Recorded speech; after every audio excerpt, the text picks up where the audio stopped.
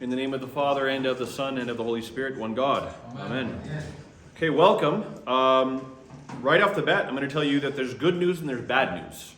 The bad news is that I forgot at home my mic. And the good news is for those of you who are here, it doesn't matter. But for those who are watching on a recorded video, it's going to be pretty terrible audio. So forgive me, maybe one of these days I will re-record this.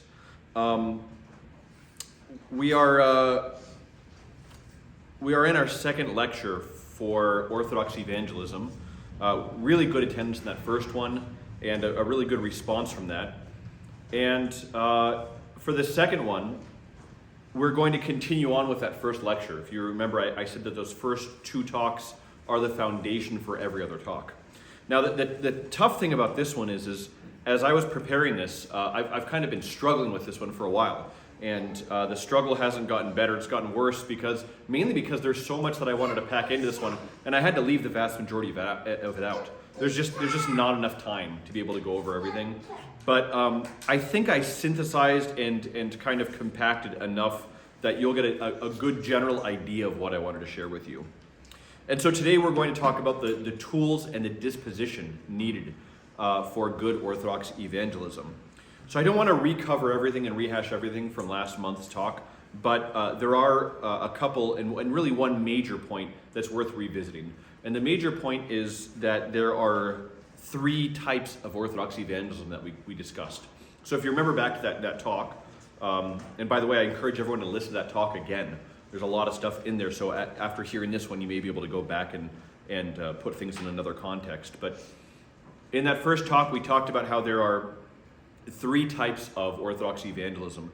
The first is a particular and focused evangelism, and that's what we would call missionary work, those who are called to specific missionary work within the church. The second type occurs when we speak to people directly about Christ, and we speak about the Orthodox faith. And the third is simply living the faith. You know, we're preaching always. There's a very famous quote that is attributed to Francis of Assisi, and it says, "Preach the gospel always. If necessary, use words." It's a great quote. I will say, though, I can't remember where, but somewhere along the line in seminary, I found the same sentiment expressed in St. John Chrysostom.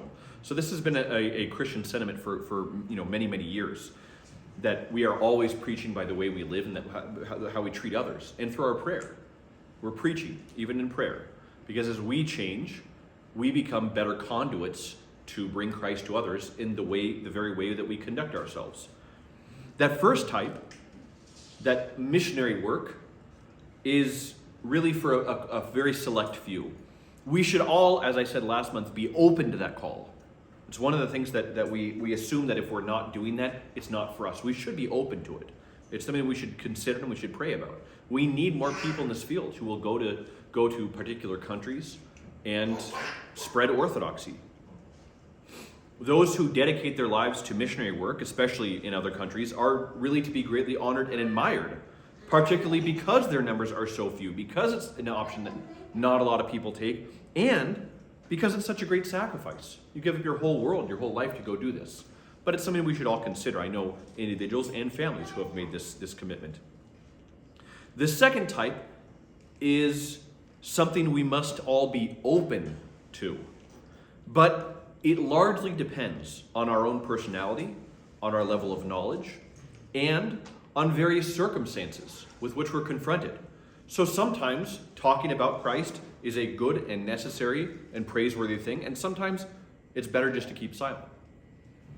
So the circumstances of when and how to talk about Christ is largely going to occupy today's talk. And then that third type is the one that we're always engaged in, whether we realize it or not, simply living that Christian life. We are engaged in that, which means that our spiritual life is not ours alone. It's not our. When we see sin around us, the Orthodox method to deal with this is not to condemn those around us, but to say, this is my fault. If I lived a holy life, people would be inspired. They'd know Christ better. It's my fault people don't know Christ. So, to reiterate, we all engage with type 3 all the time and must be ready for more direct, but the less common type 2. We should all be ready for type 2. And so today, as I said, we're going to cover the disposition necessary when engaging people and talking about Christ, and then we'll talk about some tools that will be useful along the way for that. We begin with our overall disposition. In order to understand the proper disposition, we must hold, we have to know our goals. What is our goal in talking to people about Christ? And in order to know what our goals are, we also have to know what goals we don't hold, because this is really where people get into a lot of trouble with this. We discussed this a little bit last month, where we said that our goal is not to get people. Our goal is not to get people. You know, we don't want the church to be filled with people who we got, and that's our goal. We want to go after them and make sure that we make them Orthodox Christians. That really can't be the goal. That includes our goal not being winning an argument and not even trying to convince people. Now, that last one may surprise you. You know, shouldn't we talk about Christ while trying to convince others that Christ is the way, the truth, and life? Shouldn't we try to convince them of orthodoxy? But I want you to think of it this way.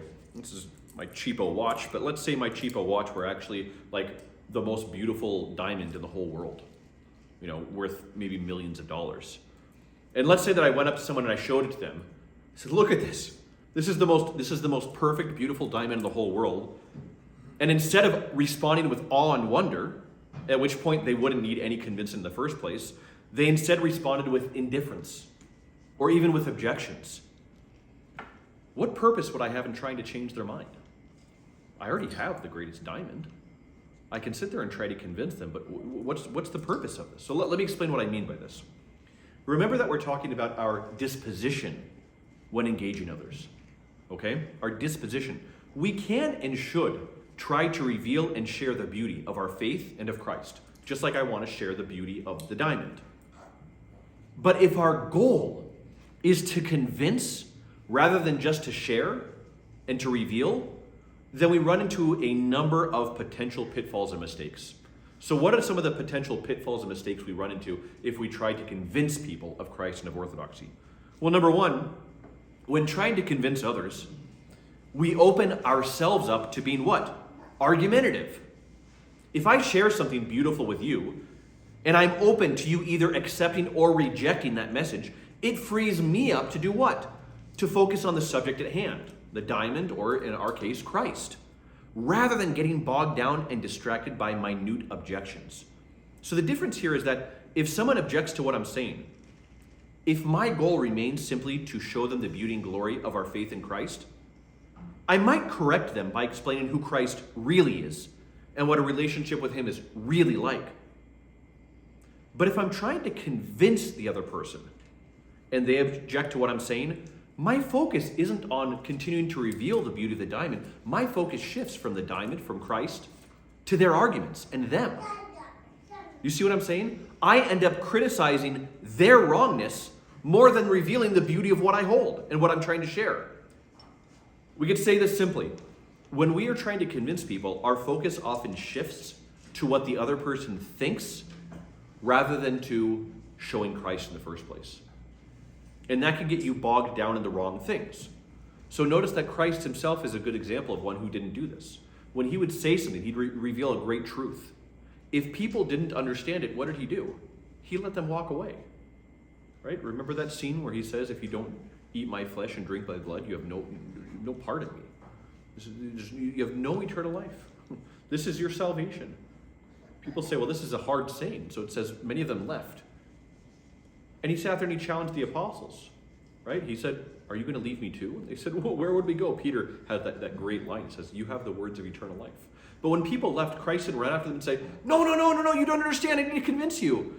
His attitude was, I've already revealed the glory and the power of God. You've seen the miracles. You've heard words. Now, if you don't fully understand this, there's either two responses you're going to have. Either number one, like St. Peter and the apostles, I don't understand this, but I know that these are the words of eternal life, and I want to stay with you until I do understand. Or you're going to walk away. Why would you walk away? Because your understanding is the highest criterion for truth. Does it sound, kind of common today? Yeah. In other words, you're dealing with pride, an intellectual pride. This is kind of an interpretation of what was happening in that scene, but I think this is essentially what's happening. Many times Christ lets people walk away. It's interesting how few times we see him really engage directly with the Sadducees and Pharisees. He gives them a great teaching, and then they challenge him. Very rarely does he meet them on their challenge. Most of the time what he does is he tells them, you're coming from the wrong place. You're coming from the wrong place to begin with. And so I'm not going to tell you.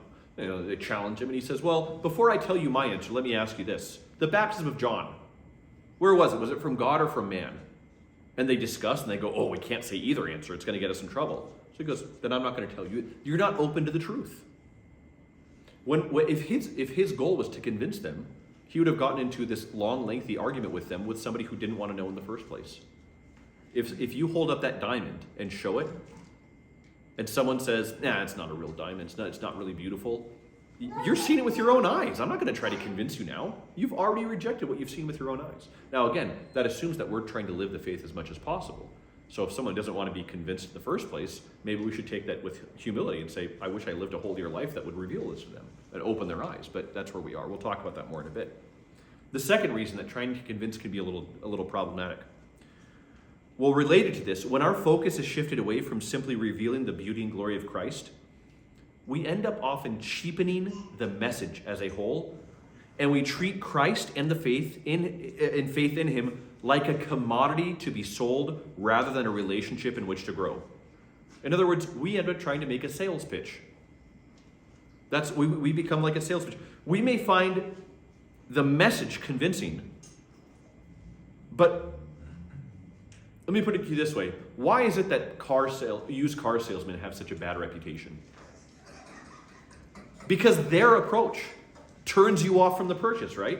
They're trying to convince you so much that they're not really, you don't trust them and trust that they're being honest about the car they're trying to sell you. Now, my brother-in-law, let me give you an example. My brother-in-law is a great salesman. Really, really good salesman. And what makes him great? He knows that he's not selling the product, he's selling himself. First and foremost, he's selling himself. If he's warm and inviting and kind and helpful, and if he's not worried about whether the person's going to make a purchase or not, which means there's no anxiety in him, he earns people's trust. And a customer who trusts him is more likely to do what? To buy from him. They trust his opinion. They trust his approach. So when we try to convince, we often approach things like a salesman, and we present Christ like an object to be purchased rather than a God-man, the God-man, with whom to have a relationship. I've watched a lot of Protestant videos where a Protestant will go with a camera, and they'll go interview different people on the street and try to convince them of Christ. And mainly I've watched these ones from, maybe you've heard of this guy, his name is Ray Comfort. Ray Comfort goes around and he tries to convince mainly atheists about truth in God. And I got to tell you, these conversations are often outwardly very effective. People start to kind of question their own beliefs. They may not become, like Christians at the end. Maybe they become like agnostic at best. But so often, after watching what was outwardly a successful video on his part, I ended the video feeling really uncomfortable and quite turned off by his approach. I didn't like it. And for a long time, I sat there wondering why. Well, as Orthodox, we don't approach people like this. And there's something about this that inwardly makes me feel off, and I can't figure out what it is. And finally, I realized that while he leaves people with a cognitive understanding, that cognitive understanding seems cheap, it seems brittle, it seems shallow, and it seems cold. There's no revelation of who Christ really is in this.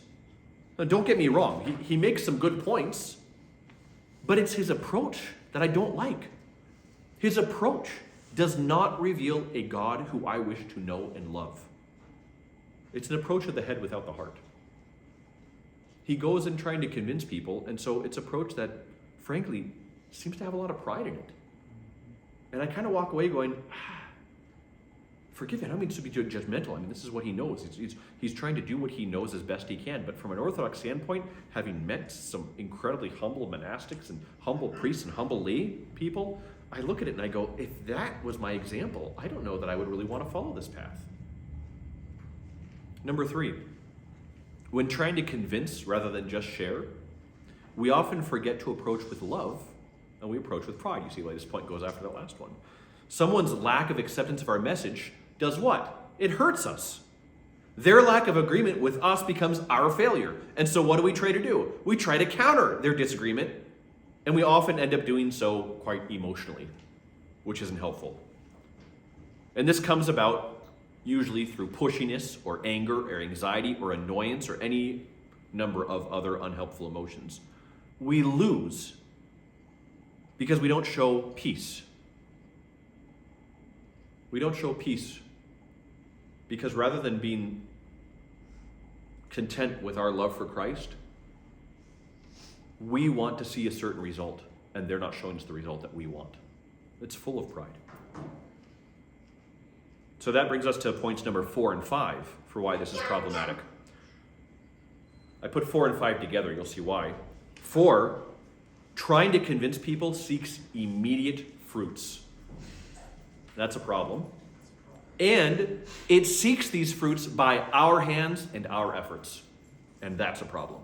We're going to talk about why these are not wise goals in just a minute. So we'll get back to these really soon. I'm not going to expand on these yet. But both 4 and 5 are problems. We seek immediate fruits, and we seek those fruits by our hands, by our approach and our arguments. So I want you to understand my point here. By saying that we go in not with the goal of convincing, I don't want you to misunderstand that we don't want people to come to know Christ. Of course we want them to come to know Christ. But there's a big difference between what we should have and what we shouldn't. What we should have is a hope that they are convinced. We should not go in trying to convince because of these reasons. Okay? So, this is nuanced but important. There was an Anglican priest who I read years ago, and he had an article that I thought was really wonderful. And he said this, it was a very Orthodox point of view. He was writing about Christian evangelism and why he doesn't like the approach he often sees today. He says, if the church is the ark of salvation, floating in this massive flood, it's not the job of the church to advocate for itself those who are floundering and drowning in the water. He says, if someone is drowning and doesn't want to swim towards the ark, it's kind of on them. It makes no sense to try to convince them the ark is a better place than the water. That should be obvious in the situation you're in. Now, we can tell them that the ark is there, and we can tell them how wonderful it is, and that it is salvation. But the more we just live the salvation of the ark, that's evangelism type number 3, the less we need to convince others. They see it for themselves. They see a situation that makes them angry and anxious and bitter, and they see us at peace. And they go, I want that. I'm flat. I can't get control of my emotions. I want what you have. But again, if they're drowning in the ocean, they see that the ark is there, and they've heard about it, which is our job, just to tell them that it's there. If they've heard about it, to sit there and they say, I don't want that. No, you really do want that. No, they're content. They're content with drowning. So again, we hope everyone drowning will come to the ark. But if someone doesn't accept us calling out to them, it does little good to continue calling out again and again and again. And in fact, if anything, they may start swimming the other way. The only time that it's really worth continuing to interact with them is if they're actively asking questions. So if getting them is not the goal, what is? What is the goal? In that analogy of the ark, it is simply sharing the fact that the ark exists and that there's room on the ark for them and for salvation. So in other words, our goal is simply to share Christ. That's what our goal is. And if this is our goal rather than winning, then a lot of pressure is taken off of us and we can go into these conversations with a lot less stress. You don't want to go in stressed. You want to go in relaxed about this. Further, this approach encourages a lot more humility, and it requires a lot more humility. Let the reality of Christ be a beacon. The reality of Christ be a beacon, not your arguments. Don't let your arguments be the beacon. This is what happens whenever I see, I've seen articles and videos. I don't see them so much anymore, but then again, I don't really pay attention to the same stuff I used to. Maybe they're still there. But it's a video that says the one argument that will make anyone leave atheism. The one argument that will make anyone believe in. And I said there, wow, 2,000 years and you figured it out. Congratulations. I don't know. It seems like probably not the best approach to take. Let Christ shine, not your strategy. Be free to walk away knowing that you presented Christ as best you could, that you didn't turn them off by trying to beat them over the head, and not because you feel that you're some great evangelist. When we can be humble in our approach, this is good for us and the person we're speaking with. It will make them more open to our words, and I guarantee it'll have a much longer lasting impression. Much, much longer. This is where St. Paisios gives what I think is the best advice when we engage the heterodox, the non-Orthodox Christians, excuse me. And I think this is really the best advice for anybody that we engage with, even non-Christians altogether. St. Paisios of Mount Athos says to simply leave them with a holy sense of discomfort. He says the same thing. Don't try to convince them. Don't try to give them the whole thing. Just leave them with a holy sense of discomfort. Why is that a better approach? Because rather than giving them everything, you leave them with a yearning that they want to learn more. When somebody is proactive in wanting to learn more, again, what they encounter becomes much deeper, and it lasts a lot longer for them. So what does it mean to leave people with a holy sense of discomfort, and how can we accomplish it? We talked a lot last month about a culture that does not encourage thoughtfulness about eternal things and transcendent truths, about a culture that sees the personal defining of truth as a virtue rather than being dangerous and foolish, which is what it is. To present Christ in a way that would make perfect sense, we would have to somebody in this mindset already, we would have to do what? Strip away completely that other perspective they already hold and build up an entirely new worldview in its place. This is the way we would have to, if we wanted to give them the whole of Orthodoxy, we'd have to strip away their entire worldview and build a new one in its place in one conversation. Anybody think that that's possible? Because it takes years to do it to ourselves. Exactly. Yeah, it takes years to do it for ourselves. It's not going to happen that quickly. This one conversation may be their only opportunity to really hear about Christ. And so we have to do something that can be lasting, but that isn't so big that it's impossible. So to leave someone with a holy sense of discomfort is another way of saying plant a seed. Plant a seed. So remember, I just mentioned to you not trying to seek fruit immediately. And I said I was going to say why that's problematic. That's problematic both because orthodoxy is too rich to present in all its fullness in a single conversation, and because we're not the ones to produce fruit in the first place. That's not our job. If you don't believe Father Paul, you should believe Apostle Paul, because that's what he says. 1 Corinthians chapter 3, verses 6 to 9. I planted, Apollos watered, but God gave the growth.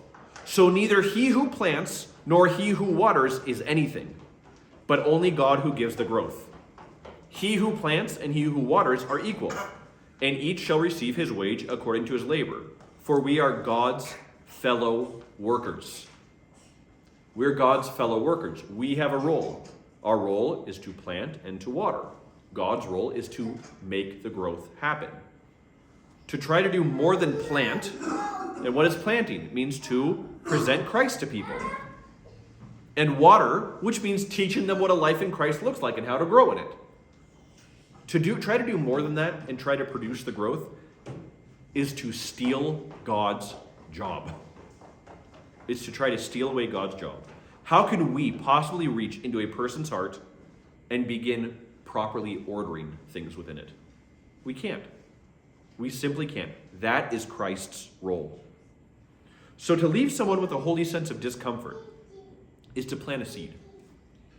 And I would argue that that seed can be planted in two ways. There's two ways this occurs. Number one is causing them to question false beliefs that they already hold, or a false worldview, like we just talked about. Or number two, causing them to recognize that there is a greater, truer, and more beautiful reality out there. I really think those are the only two ways we can plant seeds.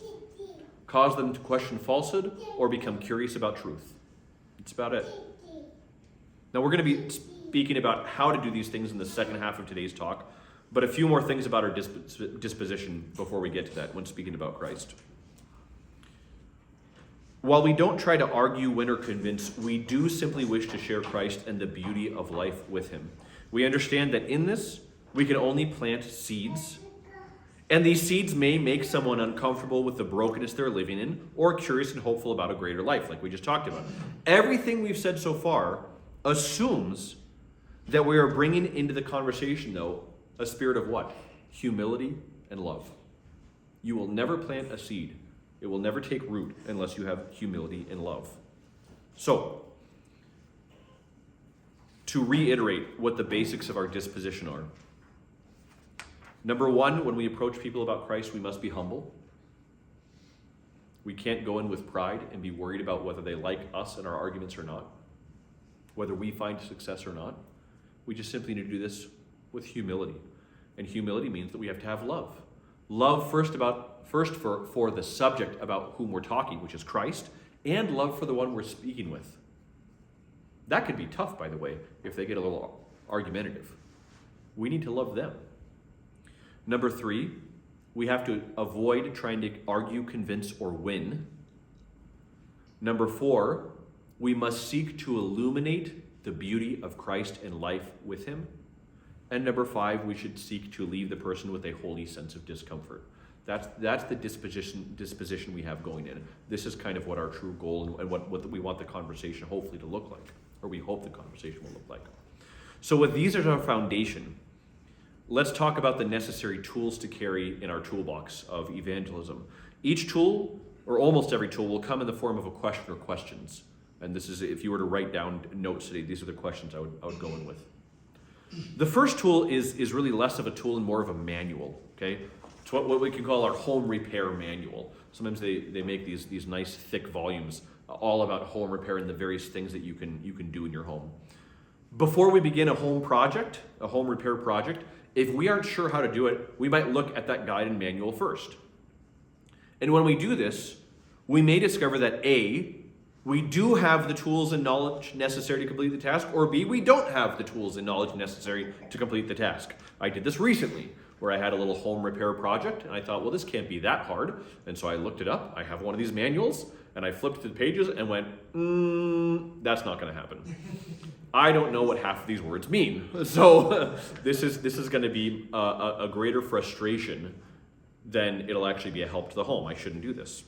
So, in other words, do we have the proper prerequisites necessary to actually make the situation better, or are we only going to make it worse? I was going to make it worse, so I called someone. Okay? Our home repair manual consists of a very simple question. What's the simple question?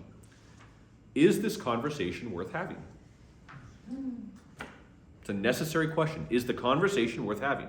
Many conversations are initiated by others.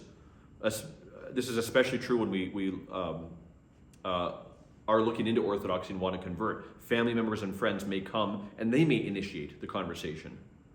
But before we engage that conversation, we have to ask that question, is this really worthwhile? In other words, we need to know more about their motives. Their motives will decide whether this conversation is worth having. You really want to go to that? You believe that when you kiss an icon, someone up there, this is usually the attitude you get, right? Someone up there actually hears you and your life gets better. Does that sound like someone who really wants to know? Probably not. So there's an essential question that you can ask in this. You can ask and you can find out if the conversation is worthwhile. And the question I always tell people to ask is, do you really want to know? Or do you really want to understand? Or even, what makes you ask?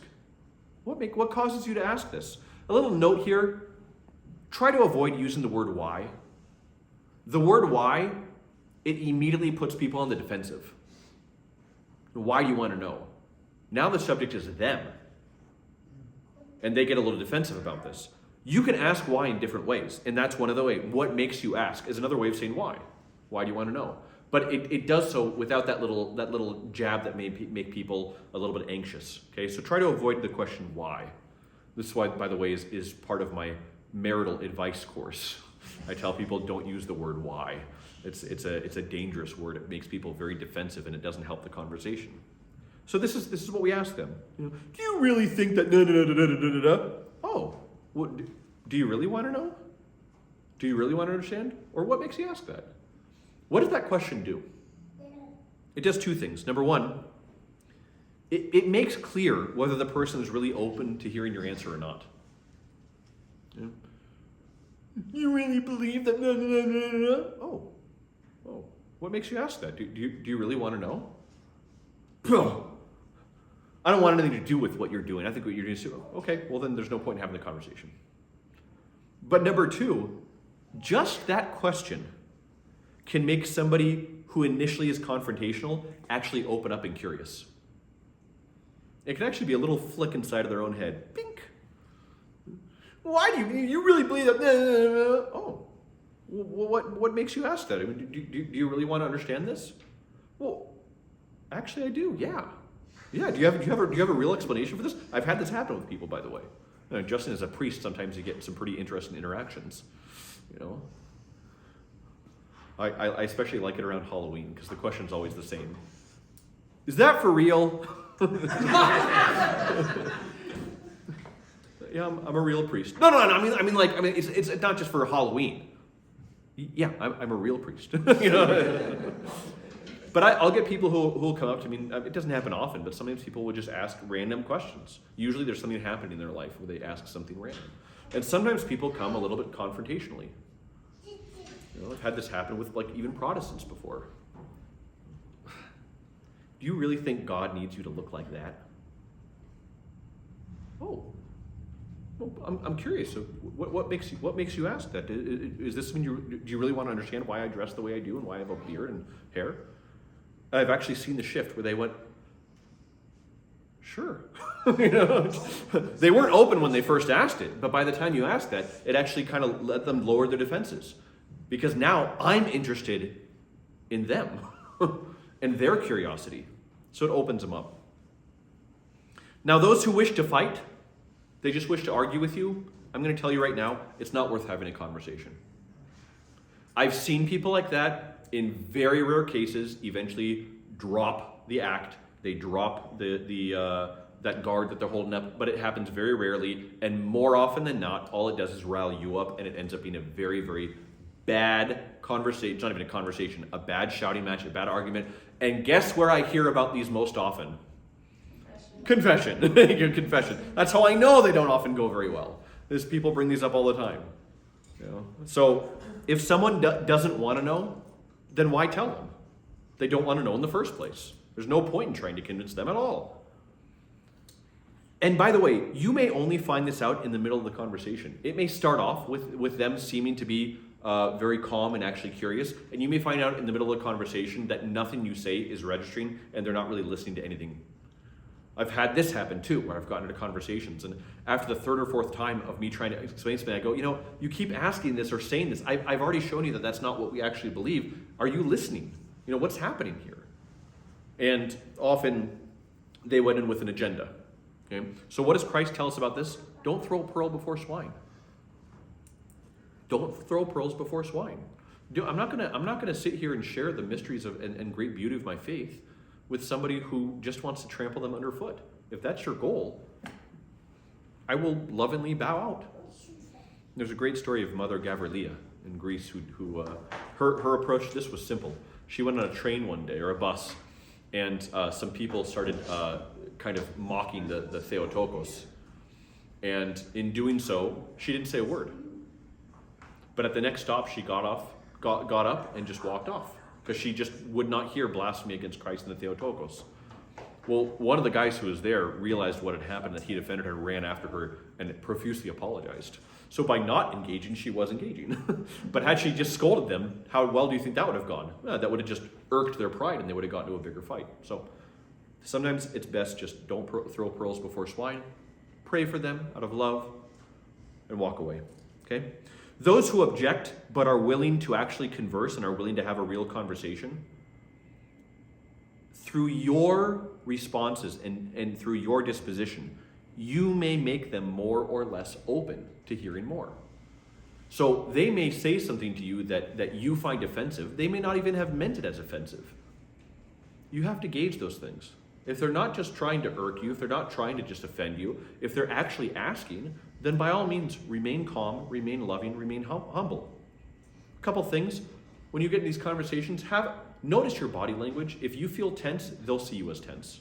If you're relaxed, believe it or not, it actually sends, it's weird because it's not just our brain that sends signals to our bodies, but our bodies send signals to our brains. So if you're talking with somebody and you're able to sit back with your leg crossed and your hands like this in them and nodding, that relaxed position will actually send signals to your brain that this is not a threat. So pay attention to your body posture and to your voice. I tell parents this all the time, that kids will always try to match and beat the tone of your voice. So if your voice goes here, they're going to go here. It's going to go here, it's going to go here. What are you doing? Well, I'm not doing anything. What do you mean you're not doing anything? I said it! And it goes up and up and up and up. And it works actually the other way. They hit me and so-and-so poked me. Oh, that must have not been very fun. Well, what was happening? Why did they hit you? I'm sure it wasn't that for no reason. What happened? By the way, again, married couples. It may take a while to bring somebody down, but this often happens, You're always doing this. I'm so sick of it. Whoa. Oh, you seem really, really upset, and I didn't know you were upset. Tell me what's happening. Once again, after the billionth time me asked you not to do this, you did this again. Oh, I'm so sorry. You're right. I did do that. But it was a sock on the floor. You seem a little bit more upset about that. I'm really stressed. Usually it'll kind of bring them down. And so wherever you go, they're going to go. So in these conversations, always, if you notice them raising up, you got to be very, very aware of how your voice sounds. Slow it down. Bring it down. Be a little quieter. Okay. We talked last month about those who are in crisis. Those who are in crisis, whose heart may be more open to hearing about Christ, they need to be heard before you offer anything. They need to be heard and loved before you offer them anything. Okay, more on this in a minute, but this is something that I really want you to pay attention to. We'll talk about this in a second. Those who want to know and ask about Christ and the faith still need to be listened to even if they're not in crisis. And the reason is to understand their reasonings, to understand their thinking, to understand their longings will help you gauge what to talk about and how to approach them. So you need to ask a lot of questions and really get to understand where they're coming from. It's an important part of this. By the way, a little note, I'd forgotten to put this in the original note, so I just stuck it in a random spot, and here it is. A note on social media. When you're on social media, public conversations on these things are not a good idea. If somebody's asking a question or throwing out a challenge, they don't really want to know if they're doing it on public. So what you do is you say, if you'd like to talk about this, I'd be glad to, but we'll do this on private messaging. DM me, and then we'll talk about it. If it is a public forum, and somebody doesn't want to DM, then all you can do is share information. So don't argue a point, just simply say, well, if you want to know more about this, read this article. Or here's my understanding of what you're asking about, and just leave it. But really, social media is not a good place. The internet's not a good place to have these discussions. Neither is texting. Any screen. You want to do this face-to-face if possible, at the very least over the phone. So anyway, that's our first tool, the manual that asks what needs addressing and if it even can be addressed. Is this a conversation worth having, and do you really want to know? Okay, these are the questions we need to have. The next tool in our toolbox is the diagnostic tool. And it says this, yes, this problem can be addressed, but now I need to really understand the problem before I attempt to do anything with it. Before I answer this problem, I have to really understand it. So this tool comes in the form of the question, what's going on? Or a better version of this is really not a question, but a statement. And that statement is, tell me your story. Tell me your story. For someone in crisis, this means describe your emotions and what you're going through and what led to them. For someone just seeking on an intellectual basis, seeking truth, it means tell me what you understand about truth and help explain to me what you really want to know. What are you actually asking here? For most statements about what people think or feel, there are multiple meanings, possible meanings behind them. Most of the time when someone says what they think or feel about something, you don't really know what they think or feel because you haven't asked any questions. You haven't investigated. You haven't used the diagnostics tool. You haven't asked what's going on here or tell me your story. So this is why I hate political speech. I hate political speech because people use these key words all the time, but no one ever asks, what do you mean by that? Look, as an example, someone says, do you believe the wealthy should pay their fair share? Well, no one's going to say no. But my question here is, I want the journalist to actually ask, or I want the politician to ask the journalist who's asking them, what do you mean by wealthy? What define that to me? What do you mean by pay? And what do you mean by fair? Because everyone's definitions for these may be completely different. So you get the same thing with gun control. It's my favorite statement. I believe in common sense gun control, but they never say what common sense means. It sounds good because everyone believes in common sense, but my version of common sense may be very different from your version of common sense. And it's better if people never ask those questions. We get this all the time in politics. No one ever asks. Now, forgive me, I don't want to harp on anybody, but it's one of my frustrations from years ago when President Obama was running the first time.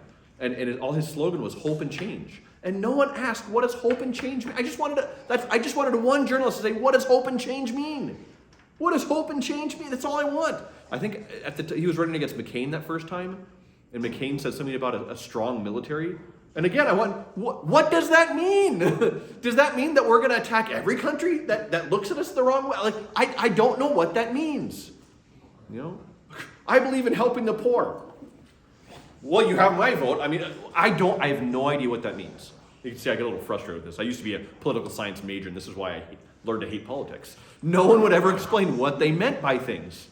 It was the most frustrating thing in the world. But this is true in almost every conversation that I see. It doesn't have to be about politics. I think that's just where it's highlighted the most, because people avoid getting into specifics. But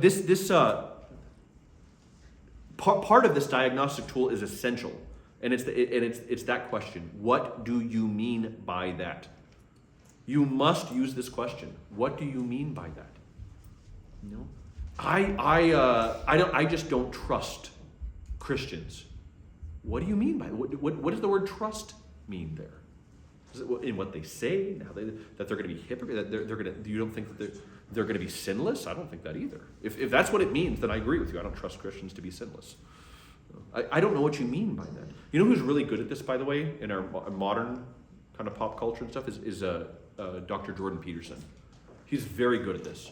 People will ask him questions, and he'll always stop them and ask, specifically, what do you mean by that term, by that term, by that term? We have to understand all those things before I can even have the discussion. Otherwise, what happens? Well, when you don't do this, when you don't investigate, you react and respond to things that the other person often doesn't actually feel or think, and you end up crossing wires and simply talking past one another. Do you think maybe this happens in marriages too? I keep bringing it up because there's so many similarities here. Happens all the time. This happened early on in my marriage, where my wife and I, we almost never have real fights. We don't really fight. We're both just pretty mellow people for the most part. You wouldn't know it from this talk, but I am for the most part. And she one day told me that this was before we had kids, and she said, I just don't see anything wrong with hitting your kids every now and then. And I went, what are you talking about? You can't do that. And she goes, no, I think it's perfectly, what's the big deal? It's okay to hit your kids. And I said, if you do this, Child Protective Service is going to be at our door in 2 seconds. You can't do that. And she goes, what's the big deal? Well, it was a language barrier. She meant the word spank, but I heard the word hit and immediately thought slap across the face. Now, we can debate the merits of spanking or not, but had I known that that's what she meant, that's a different conversation. I thought she was talking smack people across the face. I rarely do that to my kids. I'm just kidding. I never do that to my kids. Who ate the last piece of cake? Quack. No, of course not. Of course not. So we had just crossed wires. That's a really obvious example, but this happens all the time, where what somebody's really upset about, you haven't actually gotten to the root of it. And often, we don't even know. So by asking that question, you help people explore their own thoughts and feelings, which is necessary. Often they discover things. Have you ever talked yourself into a realization? You go, oh my goodness, I knew that deep down, but I didn't really know that I knew it. And just talking about it helped me. This is why I like the fact that cell phones were invented, because now when people see me talking to myself in the car, they think I'm on the phone with somebody. I don't look crazy anymore, But usually I'm talking through something because it helps. It really helps to talk through things. And what you're doing is you're offering the person an opportunity to talk through their own reasoning. That's going to be really important when we get to the end of today, by the way. We had an example of this given to us when we were in seminary. Our professor gave us an assignment. He broke us up into like 4 or 5 groups, and we all had a scenario, and we were asked how would we respond to the scenario. And every scenario started the exact same way. An American woman, marries a Greek man, and she becomes Orthodox, and they go to a Greek Orthodox church, and half the service, or even more of it, is in Greek, and she's upset about that. Every single scenario started off the same way. But then when you continue to read, you found out that the reasoning behind this was very different. You can't respond to that concern. I don't like that over half the service is in Greek, unless you start understanding why. It could be because it makes her feel like she's not really part of the community. It could be because she feels like she's not really participating in the worship. It could be because she doesn't understand the theology because it's not in English. It could be because it makes the whole entire faith seem foreign to her. Until you know what the reason is for her dislike, you can't address that problem. So you have to ask a lot of questions. It was a great assignment. In fact, I want to call the professor and see if he'll share it with me, because it was brilliant. It was the idea that 4 different people could have the exact same problem, but deep down there's a different reason and thus a different remedy and a different approach to each one of them.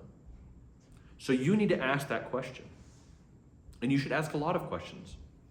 Make the person feel heard and loved, if emotional, and make them feel really understood if it's a more intellectual conversation. Assume that you don't understand their position, and offer your interpretation first for approval. Okay? So what does that look like? What I hear you saying is blah, blah, blah, blah, blah, blah, blah. Is that right? That's an absolutely essential part of having these discussions, especially when somebody objects to the faith, or if someone's in crisis. A lot of times we don't even understand our own emotions, so this will help them kind of talk out their own emotions. And when they feel heard and loved and really listened to and really understood, guess what happens? They're more open to hearing from you. Much, much more open to hearing from you. Do I have this right? Is this what you're saying? Etc., etc. Always have those. Now, once the problem is diagnosed, then you can use the third tool. And the third tool I consider like a screwdriver, because a screwdriver you use in almost every single problem, in almost every single situation. Like every home project, you're going to use a screwdriver, whether it's used properly or not. Even if you're opening up a can of paint, you're going to use a screwdriver, right? So, what is this? It's the question, can I offer some advice, or can I offer a different perspective on this? Can I offer some advice or a different perspective on this? Why is that question important? You're asking for permission. Exactly. You're asking for permission to offer your thoughts first, which makes the other person feel really open to listening and to hearing, and it helps avoid confrontation. We are really quick to offer advice. We are really quick to offer the proper interpretation of things. We are really quick to tell people how things really are. But if we actually take the time and slow things down and let people feel really heard, feel loved, and feel understood, and then ask for permission to offer a different perspective, they're much, much more open. And the idea of getting wires crossed and talking past each other, it's minimal. It's minuscule that will actually happen. So we already talked about this. Speak in a calm voice. But that also means use soft language. What is soft language? There are many areas where we simply state the truth without qualifications. This needs to be done at certain times. If somebody says, you don't want to say, maybe the Orthodox Church is the true church. Maybe Christ is the way to salvation. No, that's blasphemy. No, Christ is the truth.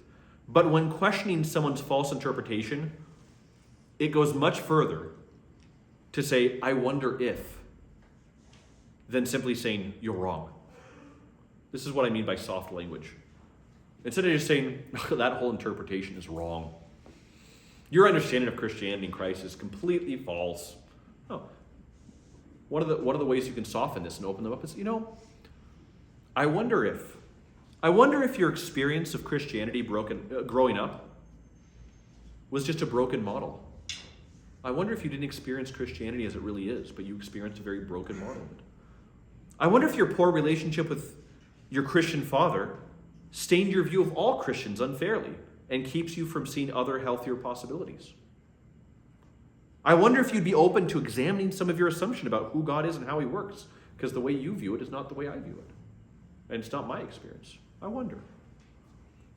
That's nice, soft language. And this is, by the way, is where telling personal stories can be really effective. Okay? It's especially effective when you can say this: I used to feel the same way, or I used to think the same thing. This is really effective. You create a connection there. Oh my goodness, I know what you're going through. At least I think I know what you're going through, because I used to think the same thing. That was exactly my experience. But can I tell you what I've discovered since then that really kind of freed me up from this? Who's not going to be open to that message? Now, again, to get to that point takes a long time. But can you imagine if you started that conversation off with, "You're completely wrong about this. Let me tell you what the truth is." No, thank you. No, thank you. Okay, so that's that third tool. Open them up to it. Can I offer some advice or a different perspective on that? The fourth tool. The fourth tool is like duct tape, because duct tape fixes everything. If you don't have the proper tools, get duct tape, and somehow, some way, you're going to fix the problem. You must hold together, like duct tape, our own experience with 3 items to remember. And it's all in a single question. All 3 items. These are 3 things, but it's in one big, long roll of duct tape. We can consider it 3 yards long. Each yard is one of these questions. Okay, so the main question, or one of these tools, the main question is this: how can I show that Christ is the true way, the truth, and the life? How can I show that Christ is the way, the truth, and the life? So the first item of that duct tape is this: focus on Christ and the beauty of life with him. That should be the main focus. Don't get bogged down in minute theology. Don't get bogged down in the difficult, deep, mystical side of hesychastic prayer before you've talked about who Christ is and what he's done for us. I know a lot of people hear this, that sounds Protestant, just to talk about the fact that God became man and that he died for us and resurrected. No, that is a necessary part of the message. Be careful not to give the perspective that the Orthodox Church is somehow over and above Christ. Now, I know this is not something that any of you believe, and it's a false dichotomy anyway. We don't oppose Christ in the church, but especially when talking with Protestants, they misunderstand this when we talk about the church and we don't talk about Christ. And they think, boy, you have a greater adherence to the church than to Christ. Well, no. The church is the proper means by which God gave us to seek relationship with him. The church is a gift that God gave us. But if I constantly talk, the Orthodox Church believes this, the Orthodox Church is like this, and I never say Christ in my relationship with Christ, it can really turn people off. So make sure you're talking about Christ first and foremost. By the way, the beauty of our faith is a great focal point. The beauty of our faith and a relationship with Christ. It's a great focal point because it points to the other true transcendence. Beauty, truth, and goodness. Beauty points to truth and goodness. So focus on the beauty of the faith. And again, personal stories are really beneficial. Let me tell you what Christ has done in my life. Let me tell you how Christ has helped me overcome my anxieties, my passions, my sins. Let me tell you how I found healing in Christ.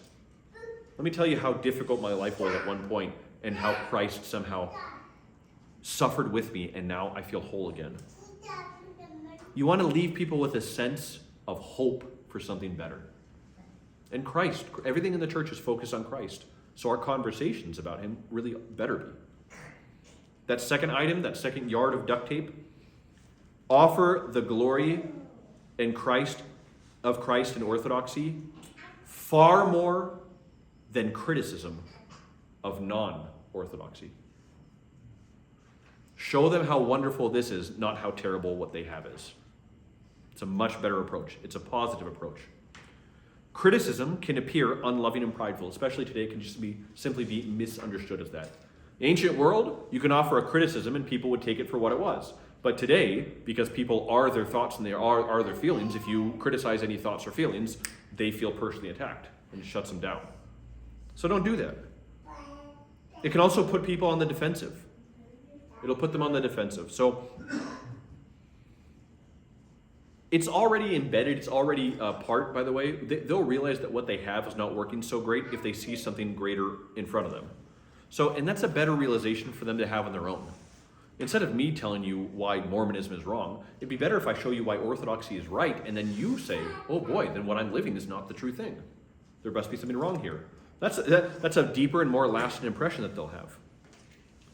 And when doing this, by the way, even when looking at their views, it's much better to praise what's right in their views, and only then to say, but the Orthodox Church understands that or its implications in a different way or a fuller way.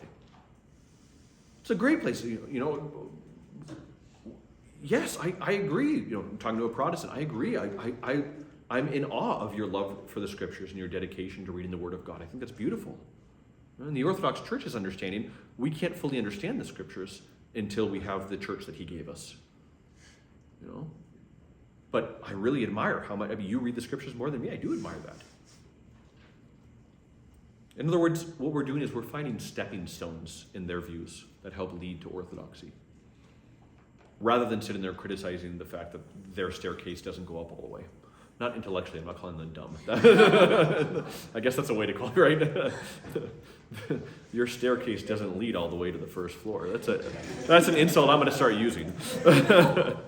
No, instead of pointing out the cracks and the problems in theirs, just say, look at the beauty and the fullness here. This is the fullness that Christ promised. And the third item, that third yard of duct tape, speak with boldness when necessary. There are times to speak with boldness. I told you to use softening language, I wonder if, but that softening language is not appropriate when you're speaking about the direct truths of Christ, if it makes the truths about Christ uncertain. You can't say maybes when it comes to absolute truths about Christ. It's not about being arrogant. It's about being confident in revealed truth. This is what God revealed to us. So if someone comes and says, boy, your faith does sound great, but come on, it's just one of many paths to God. It's blasphemy to go along with that. You have to confess that. That's where you say, I don't think it's one of many paths. I think it's the fullest path. I'm not saying that your path is devoid of God whatsoever. We'll talk about that in a little bit. Did I keep that in here? I may have taken that out.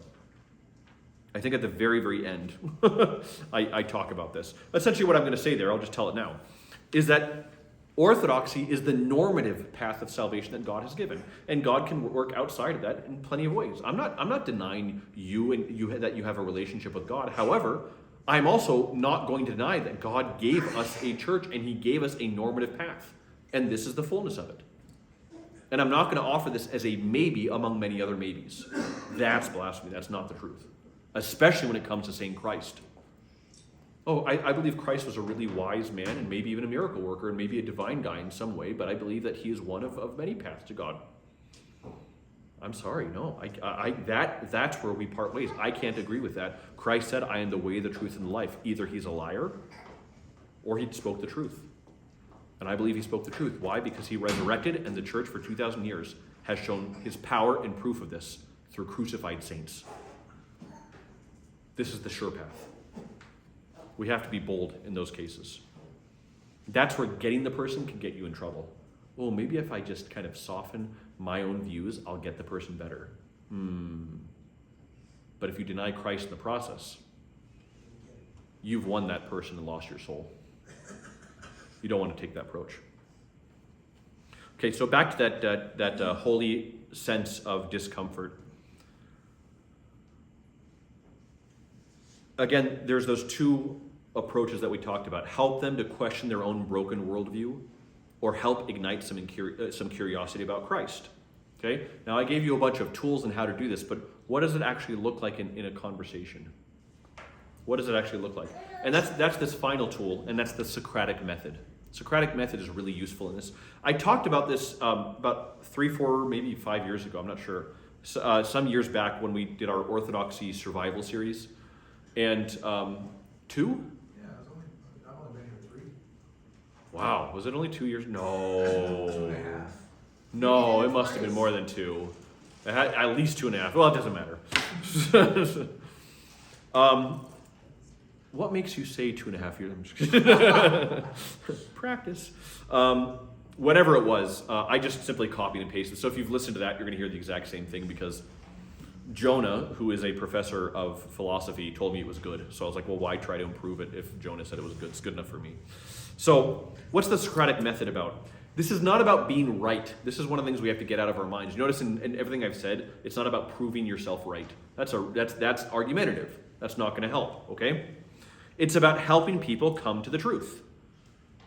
Well, like we just said, our focus is to come to a common understanding or to reveal the beauty of Christ and not to beat them in their views, which is often what happens when we try to convince them, okay? So remember, if I am going to reveal the beauty of Christ, even if my goal is not necessarily to immediately convince them, I can still plant a seed. In order to plant a seed, I may have to shuffle around some dirt and some rocks. That may have to happen. So we have to, in other words, prepare their hearts to receive Christ sometimes. This is why we don't just go in and say, have you heard about Jesus and his church, the Orthodox Church? Here's my card. That's going to turn a lot of people off. They're just going to say, well, this guy's weird, and they're going to wonder, how can I get out of this conversation as quickly as possible? So the Socratic method, it's a cooperative, argumentative method in which we seek to stimulate critical thinking by drawing out and examining underlying premises or presuppositions through the asking of questions. So, simpler way of saying that, whatever people say, there are underlying presuppositions. There are some premises that are often unexamined. They're often unexamined that are foundational to their worldview. You know, for instance, if I come to you and just say, you know, I truly believe that God works in the lives of human beings and that he's here with us whether we realize it or not. An underlying belief there is that God exists. I didn't have to start by saying God exists because it's understood already in what I just said. Okay, so how do you do the Socratic method? There's a I don't mean to make this complex, but I want to give you the longer one before I give you the shorter one. The longer version is there's 10 things that you want to go through. Okay, and the 10 things are actually not that complex. First, start with a place of agreement, or if necessary, even flattery. You know, what you could say there is, when I say flattery, you know, just simply, I admire that you're willing to seek, that you're seeking truth. A lot of people don't even seek truth today. You know, may really disagree on what that truth is, but the fact that it matters to you, that's great. Okay? Number 2, this one you can often skip. Sometimes you can begin by sharing what you believe, but better than that, and this I wouldn't skip, share a common goal. Share a common goal. Okay, so we may, you know, I admire that you seek the truth. You know, I think we both want the same thing. We want people to live good lives, and frankly, we want people to feel fulfilled. And we just have very different views on that. Number 3, so ask them, so what do you believe? Ultimately, what do you believe? Number 4, if necessary, ask them to expand. That is necessary, by the way. What do you mean by that? You just used this term. What do you mean by that? 5, listen closely and don't interrupt. Don't interrupt. Listen really closely. Again, in your mind, just that one question, tell me your story. 6, locate a faulty premise and then restate that premise and somehow with your own words, restate their position. Once they say, yes, that's essentially what I believe, then you can go to 7, which is really the heart of the Socratic method, where you ask questions to investigate that faulty premise. Number 8, help them to see for themselves the inconsistency of their position. If you ask the right questions, you don't need to point out what you just said is inconsistent. They'll realize it. Number 9, reasonably ask them to look at your perspective, to accept your premise. And 10, show them what the conclusions of your premises are. So, even that's very oversimplified, but I want to give you an example of what happens in a literal Socratic dialogue. Why I say literal? Because it's from some Socrates.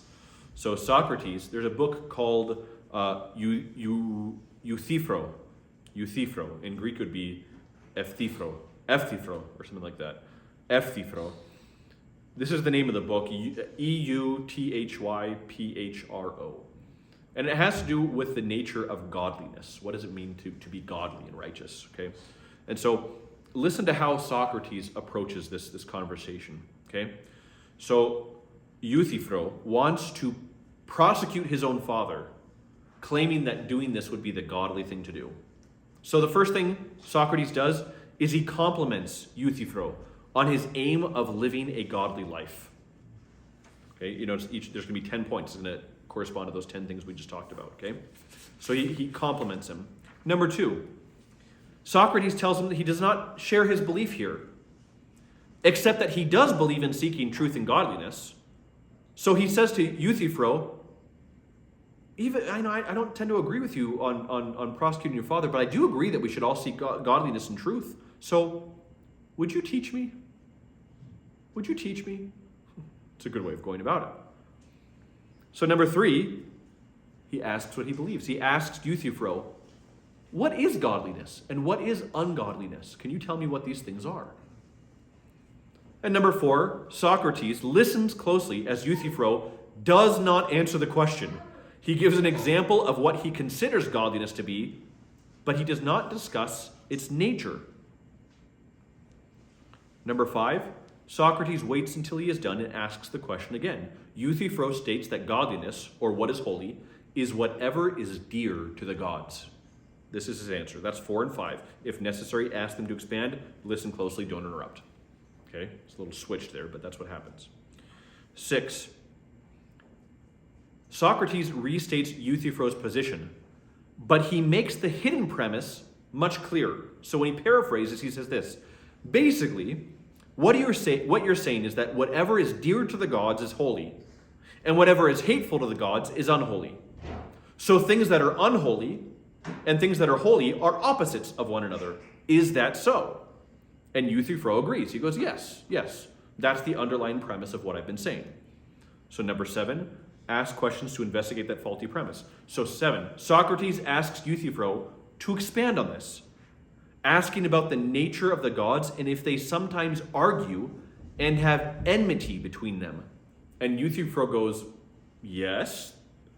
So 8, now, very gently, Socrates is going to help Euthyphro see for himself the error in his thinking. Socrates gently notes that there are inconsistencies. If the gods, he argues, disagree with one another, some things are hated by some gods while they are loved by other gods. So some things are, by your reasoning, both godly and ungodly at the same time. And Euthyphro then understands that his premise is not very strong. Socrates, number 9, has now gently opened Euthyphro's mind to a new idea. And this dialogue continues. Funnily enough, the dialogue does not come to a nice conclusion. Euthyphro just gets angry, and he says that Socrates is going around and around in circles in logic. Socrates points out that he has only been asking questions. So if we're going in circles, the only way that that's possible is if Euthyphro was causing that and not me, because all I've done is ask questions. And so what happens? Well, number 10, Socrates doesn't explain his conclusion, which is number 10, what you would normally do. Instead, Euthyphro leaves in anger and embarrassment. But and you're recommending this method? Perhaps, though, he left realizing he has to be a little bit more cautious in his thinking. And that's about the best you can do with some people, is leave them with that. Do you think Euthyphro left with a holy sense of discomfort? He was certainly uncomfortable in his own pride and his own certainty of his viewpoints, and he had to question a lot of those things. So Socrates was concerned primarily with what? Teaching people how to think. I think he accomplished it there. So to simplify this whole process in 4 points, this is all it is. Number 1, find out what they believe. Number 2, ask questions to better understand and clarify underlying premises, even premises that they may not even have investigated themselves. Number 3, help them to see the inconsistencies in their own logic. And number 4, when ready, present a better option. That's the Socratic method. If you want to see somebody who's generally very good at this, again, I'm not recommending this for the political aspect, although in some areas I think I can. It's Stephen Crowder. He does these segments called Change My Mind. He comes very prepared with a lot of facts, especially the ones on abortion are very good. He's not always a great example of this, but many times he's a very, very good example at asking questions and getting people to investigate their own beliefs in some of these things. And that's pretty impressive. I've seen this happen where people started to click and they started to realize, I'm in trouble, but it's not because I was accused, it's because I've been asked to look at my own viewpoints on some of these things. And now I'm realizing I haven't really thought through this as well as I thought I had, okay? Now, in order to do this, take some practice, and you need to slow down. You need to slow down. Now, obviously, this doesn't apply to every discussion you're going to have about Christ. When somebody's in crisis, they may just be open to Christ. You don't have to engage in this. But if someone's going to start to disagree, again, to plant a seed, sometimes you have to move around some rocks. You have to prepare the mind so you can plant the seed. And this is a way to do it. Now, this is not about knowing all the debate skills out there and all about logic and logical fallacies and learning all that. That I will tell you is useful to a degree in small areas, but it takes a lot of learning, it takes a lot of practice, and it's more than I think most people are ever going to go do. The reality is, if you go in with humility and love and a little bit of practice with the Socratic method, that's enough. You don't need to know every rhetorical skill. You don't need to know every rhetorical trick. It's just, it ends up being very prideful when people go in with that type. Just go in with some humility and love. And be willing to look at somebody and say, I think we've come to an impasse here. But I hope someday you're going to come and see what I'm talking about. And that's where we're going to conclude. We really have a drawback when it comes to talking about orthodoxy in Christ, and that drawback is that orthodoxy can only be understood through experience. It's really only through experience. So what's our job? Through the way we live, and hopefully through words about Christ and stories of our own lives, we can give them a taste of that sweetness, or at least a hope for the taste of the sweetness. But then the final words of our evangelism are always the same. Come and see. Come and see are the ultimate words for Orthodox evangelism. I want to re-emphasize the positive approach. It's not about criticizing others. It's about revealing the glory and beauty of Christ. Okay? And reminding people, just because we're talking about the beauty and fullness here, it doesn't mean that I'm saying you have no relationship with Christ. I'm just saying that Christ has given us a normative way that is absolutely full and beautiful, and you can even tell them your own experience. I can tell you my experience. When I was a Lutheran, I had no idea something like this existed. And when I really understood this and really lived this, I went, this is 1,000 times better than anything that I thought I was living beforehand. The goal is not to answer every objection and question one for one. In fact, you need to be humble enough to say, I'm not sure, I'll have to check about that. Be humble to say, who cares if you say, I don't know? People are so afraid to say that. It's dangerous to never say that. You should be able to say, I don't know the answer to that.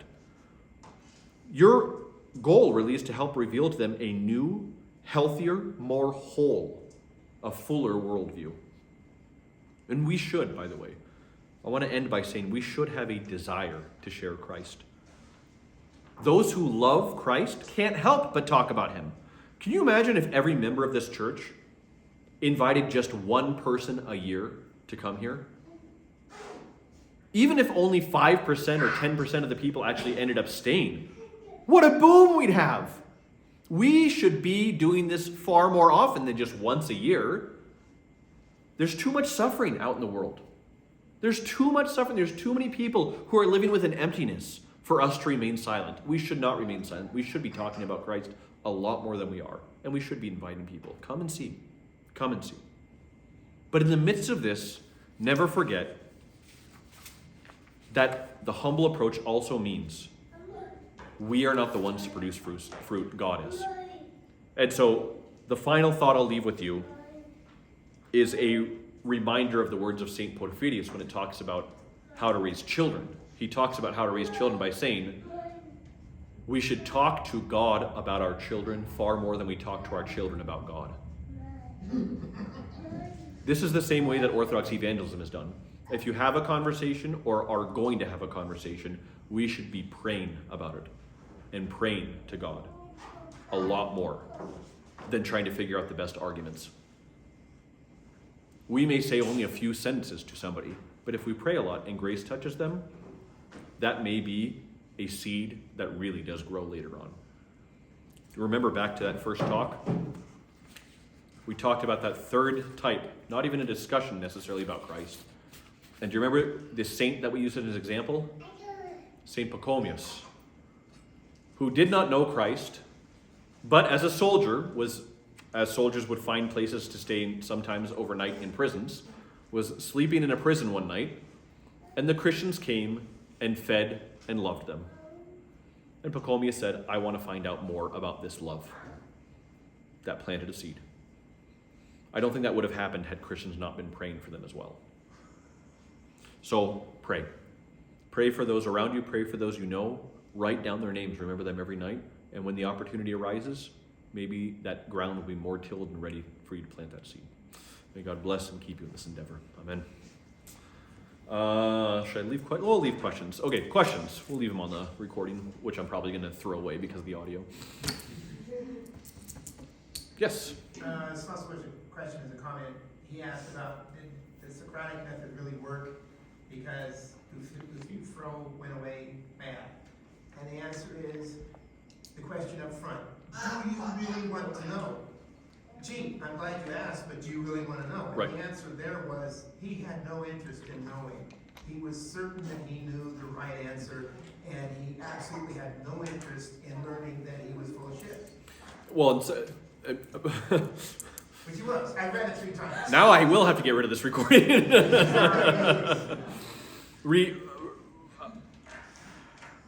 Don't forget that Socrates was brilliant. and he was brilliant enough to probably know that Euthyphro didn't really want to know.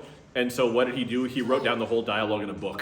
so Socrates was also trying to teach others through this method, and sometimes that'll happen. But again, if you have an audience, I really don't recommend having a discussion because then it does turn into a debate. You want to watch out for that. Somebody recently asked me if we could start, if they could sign me up to have debates at the university, and I said, no, I don't do debates. Because a debate is all about point and counterpoint and who can zing the other person better. And so again, not to go to politics, but I hate when we have political debates and then after on the news they show the clips, and it's always the zingers. It's never about the ideas and the thoughts, and it's ridiculous. It's ridiculous. So no, I think that cheapens the message. I don't do debates. I'll have discussions. If you want to have an open table discussion with an audience, I'd be willing to do that. But I won't do debates. Yeah. What are some opportunities to practice those skills outside of the heat of that moment? It's a great question. What are some opportunities to practice these behind the heat of the moment? So, unfortunately, because the Socratic method and some of these skills involve having another person in front of you, you can't get too deep into it, but there is something you can do that I found really helpful. I like to watch these types of discussions and sometimes even debates on something like YouTube, and before the Christian side gets to speak his point, which I often disagree with the Christian side anyway, because I don't like the way he's presented, but I will pause it and then sit there and go through my mind and ask, how would I respond to this? What would I say here? Or what questions would I ask? And I think that's useful. And what you'll notice is nobody ever asks that question, what do you mean by that? And so you're gonna get really frustrated really quickly, but eventually get over that. and then the other thing to do is watch people who are good at this. There are some channels on YouTube that are really dedicated to basically having these discussions. And again, most of them are aimed more at winning the debate. So you have to watch out for that. But some of them really do give really good examples. And I in preparation for that, I'd finished this talk already, but a video popped up on my feed, which I thought was interesting, that talked about this very type of discussion and how to have them. And so I watched. It was 8 or 9 minutes, and it gave good and bad examples from televised interviews, and it was interesting. And it was a good little summary of just one rhetorical point and what to do and what not to do. And it showed, what I liked about it was it showed the response that each got, a good example versus a bad example, and how the rejoinder would sometimes relax if it was a good example, or they'd get heated if it was a bad example. So you can watch those, but again, my favorite, I actually really enjoy doing that. It's one of the reasons I listen to the call-in program on Catholic radio when I do, is because I love to hear the questions people call in with, and if I listen to it on podcast, I'll pause it and say, okay, how would I answer that? Have you called in before? I've called in twice and gotten through. But it wasn't for anything confrontational or anything. It was just to add some points. And there was a question that the host couldn't answer one day, so I called in. Of course, it was like completely embarrassing because while I was trying to talk to him, my kids ran up to me and they were asking me questions and jumping up. And so at the end, he's like, hey, well, even though you're an Orthodox priest, I really appreciate you listening. I was like, So that was a while ago. Don't go looking for it. You won't find it. It was literally years ago. Mark. So once in a while, I was listening to a Protestant show on radio. This Todd Friel guy, and he would go out on Wednesdays to evangelize on campuses nearby. That's not necessarily we don't necessarily want to do that intentionally. No, I don't know if you missed that part. Did you hear when I talked about Ray Comfort? I came in late. I'm sorry. Yeah, no, it's okay. It's okay. Yeah, he asked, do we want to do what some Protestant people do, and they go to universities and they just start, these conversations, and they can be a little confrontational. What I said in that part of it, there's a man named Ray Comfort who does this, and I said that I was always uncomfortable with the way that he approached things because his approach made the whole message seem kind of cheapened, and it seemed like it didn't seem like people were walking away with They weren't walking away with an experience of someone who really loved them and was transformed by Christ. They were walking away with somebody who wanted to convince them and debate them. And a lot of people said, like, oh, I'm really going to think about this. But I wonder, like, 2 days, 3 days later, if it was still in their mind. I suspect not, because it can tend to be a little bit of a shallow approach. So if I'm going to talk with someone, I've had this happen. I've had people come up to me in coffee shops. And I always invite them to sit down.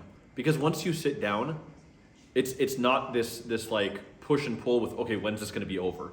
It's sitting down and really engaging the person. And I think you need to do that. You need to really engage them. Who's going to feel really engaged if I bring a camera? And then just out of the blue ask them, like Ray Comfort, have you ever stolen anything? Yeah. Well, then you're a thief, aren't you? That would make you a thief, wouldn't it? And that's the kind of his whole shtick. Yeah. I mean, how much of a connection are we really going to make if I'm shoving a camera in your face and asking these confrontational questions? I really disagree with that approach, honestly. Yes? So, you mentioned Jordan Peterson, right? Mm-hmm. And he's a very knowledgeable guy.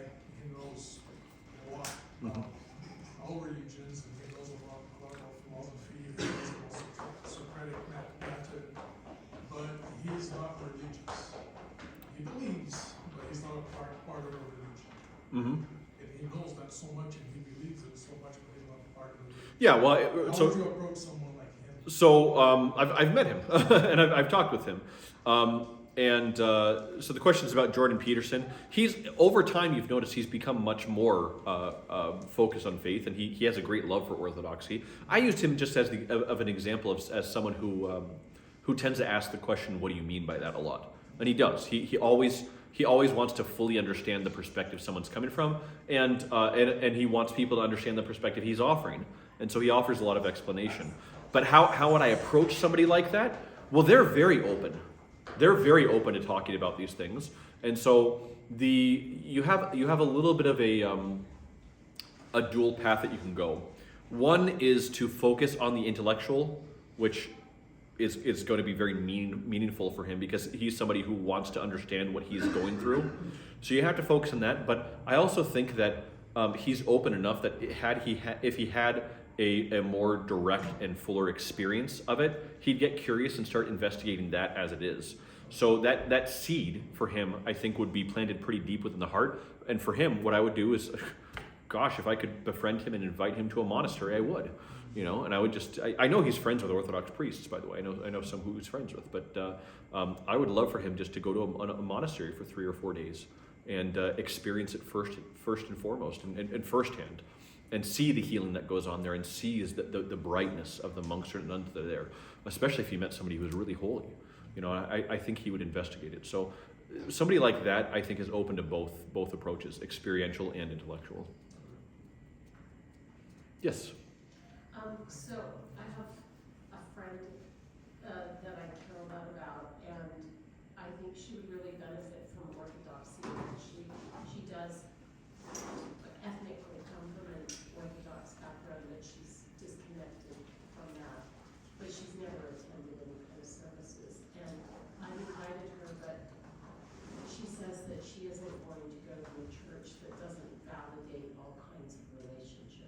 Mm. And so it's just kind of like, end of conversation, kind of thing. So, okay, so I pray for her and for her heart, but how does one approach that kind of like shut door argument?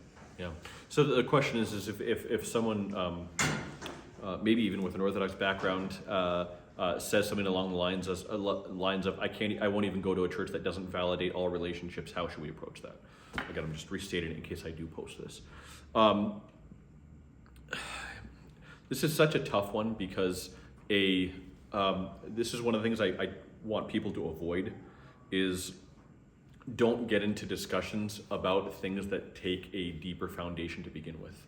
And so I've got a priest friend who he said that when people come and ask him about things like same-sex marriage, his response is, I need you to come to church regularly for about a month, read the scriptures, pray and fast, and continue a conversation about who Christ is, who man is, what the relationship is. And then after that month, then we can discuss these things. Because there's that foundation that's really necessary first and foremost. And this is where I think and this is something I didn't get into in this the way that I wanted to. I'm starting to think maybe I should have a third introductory one, but you notice the way that the fathers approach things is when the fathers have a particular question that could be answered with a simple yes or no, they rarely answer the question yes or no. And they'll spend 3, 4, 10, 15 pages writing a treatise. And sometimes you get to the end of the treatise and you go, did they even answer the question? And the reality is what they did is they took this question and they walked all the way around it and said, there's a fuller perspective. There's a fuller, more real perspective on this and on life in general that you need to have in order to even understand that this question isn't really going to get you anywhere. And I think with somebody like that this is the best thing you can do, where you explain that maybe there's a fuller life than this question really affords. Essentially what this question does is it puts everything into a box. Unless things fit into this box, I won't believe. Well, maybe your whole perspective on, as you said, all types of relationships will change as you get to know God and His love. And maybe His love will reveal a different perspective on this to begin with than you have. Maybe you'll end up asking different questions. But before we even talk about this, why don't you at least just come for 3 weeks in a row? Come for a few weeks and just experience worship there. Maybe something will touch the heart that the head doesn't fully understand yet. But that's a tough one because a lot of people come in. You know what the most common one that I've seen here is not that one. You know what the most common one is? It's the strangest thing, but it happens. It's happened at least 4 times that I can think of since I've been here, which may not be that common, but it seems like it to me. The walk-ins. This looks incredible. Do you speak in tongues? And I go, before I answer whether we speak in you need to kind of know what this is. Well, okay, but do you speak in tongues here? No, it's not a typical Orthodox practice of prayer, but we have something that I think considered to be quite deeper. Thanks a lot, they're out. They came in with this, and every single time that's happened, every single time, they never came back a second time. They came in with this preconceived notion of what they expect to find and how God should work. And if He doesn't work in the way that they expect, they're out. I can't change that. What I can do is plant a seed. I can just plant the seed and say, there may be something even more beautiful and deeper than that. And when you're ready to hear about it, let me know. So, sorry if that's not the most satisfying answer. That's the only way I found. Yes? I would reiterate to you what you said earlier about living a life in front of them and being bold when it's an absolute issue. One of my family members is a long-time national leader in gay rights movements, okay? And I've always found her position objectionable and said so. I don't beat her about it, but whenever it comes up, I'm very clear about it's wrong, absolutely. But I do it in such a way that she has said more than once that you're probably the most unhomophobic person I've ever met in my life. And so she sees in me a love for her and the people she represents, even though I completely disagree with her. And because she sees that, she's She doesn't agree with me. Okay, I've been able to convince her. But I haven't been able to convince her that I actually have some valid points to think about. I think she's chosen to go in that direction and is adamantly unwilling to repent because of believing that she was wrong. She is my go-there. Okay, I don't expect her ever to change. But the fact that she knows that I love her and her friends and her companions, even though I think it's wrong, has made her open to listening to me whenever this other comes up. Well, that's where you can also add, if you know, I wouldn't say this if it's not true, but if it's true, you can say, I know people in my parish who felt the same way once. And we do know people who felt the same way once, so, yeah. Okay. Colby, you had a question? Yeah, my question just really briefly was, I feel like I encounter a lot of people, I call it the good person trap. Where it's this idea of like, well, I'm a good person, so any loving, just, and merciful God is I'm gonna be in good standing with no matter really what denomination I belong to. What would be your wisdom in talking to somebody in that? Again, it depends on kind of the approach that they're taking. If you want to take a philosophical approach to it, then you can take the stance that you can't define good unless you have an objective source for it in the first place. That's the biggest problem. But I think perhaps a less rationalistic way of approaching it, that might be a little warmer, is simply to say, you know, I appreciate that you want to live for goodness. I'm not satisfied anymore with being just a good person. My faith in Christ has taught me that there's actually something well beyond that and fuller than that. And I know a lot of people who are trying to be good people who make other people's lives miserable, you know? And so I need to be, I don't want to just be a good person. I want to be reconciled with my God. And again, give him a different perspective on this, you know, because Christ did that. Good teacher, what must I do to enter eternal life? Why do you call me good? No one is good but God alone. Not a comment on his divinity, it's a comment on goodness, you know? So, yeah, I mean, that, you know, that's like one of my common, my like endlessly common statements now. It's the goal of the faith is not to be good, it's to be empty. If the goal is to be good, I don't know anybody who really investigates their life that actually concludes that they're good. You know, I think when we really examine it closely, we find out, I know plenty of people who, again, that's one example that I gave you, that believe they're living good lives but make other people miserable. I also know plenty of people who believe they're living good lives who themselves are miserable and broken and unfulfilled. Is goodness enough? That's what you're just saying. I'm not satisfied for living a life that I feel is good. Okay, last one. Would this also apply to like people who consider themselves nice or fall into the trap of thinking other people as nice? Like, oh, nice is good, or the opposite's good. I mean, that's again. If we were to have a longer discussion, I'd sit down with you and I'd say, "What do you mean by that?" Because I'm not sure I fully understand the question. But what I will say is this, and the question is like, does the same thing apply to those who believe that being nice is kind of the virtuous thing to do? And I'd say, you know, sometimes I think that our culture misunderstands nice, in the sense that we think it's nice to just not make anybody uncomfortable. But if I believe a wrong thing or I'm doing something dangerous or unhealthy for me or that's going to leave in a dangerous place, I want someone to not be nice to me. I don't want somebody to make me feel good in my decisions. I want someone to point out where I'm making mistakes and lead me to something greater. And I think that just the very concept of niceness is so broken today. It's why I always tell people Christ was not nice. Anybody who thinks he was nice hasn't read the Gospels. He was kind-hearted, which is a very, very different thing. But he wasn't nice, especially to the Pharisees and the Sadducees, because nice wasn't going to help them at all. And nice wasn't going to warn people about the dangers of their teachings. He was kind-hearted enough to point out to them where the dangers in their approach was. And in doing so, he often slammed them.